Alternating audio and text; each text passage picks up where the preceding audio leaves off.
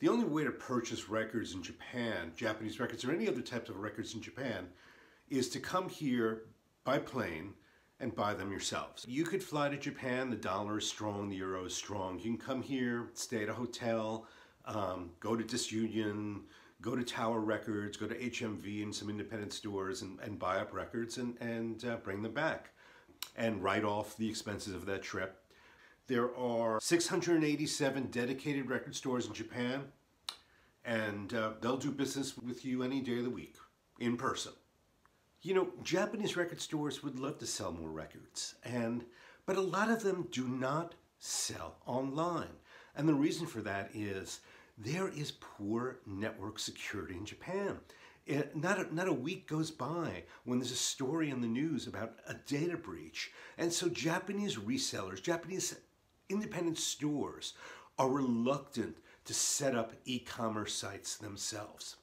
So some of them do sell on Discogs, some of them do sell on Yahoo Auction and Mercari, but it's a fraction, it's an absolute fraction of the market. And I can tell you, I have visited many stores who do not sell online. So people who say, oh, I can get anything I want in Japan by using Bai or Yahoo Auction, you're wrong, you can't. It's just a fraction. The profit on used records in Japan doesn't justify the cost of maintaining an online catalog, even if they can do it. It's done by a very few. There's a huge language problem as well. I mean, the average Japanese national does not speak English, it certainly doesn't speak business English. The opportunity to do business with foreigners is slim. There is something else that has taken place in Japan, and it's something that I bring up, and it's a hard point to get across unless you see it. And that is, there is an ocean of US, UK, German, and other pressings from around the world in Japan. You go to any record store, you will see separate areas in the bins for Japanese and other country pressings.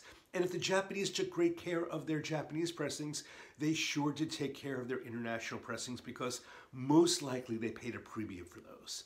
And so there is just an ocean of used records that are in such better quality and so much easier to find than it is in Japan, than it is in the United States. I mean, let's face it, in the 60s and 70s, the hippies didn't really take such good care of their records now, did they?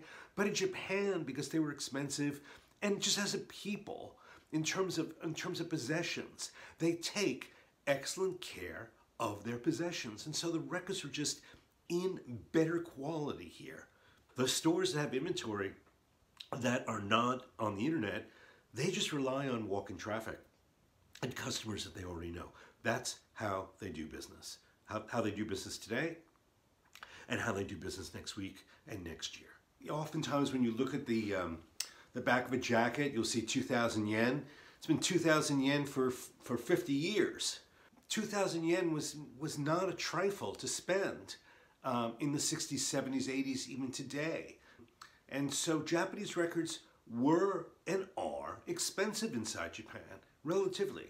And as a result, the Japanese, with all their things, take pristine care of their records.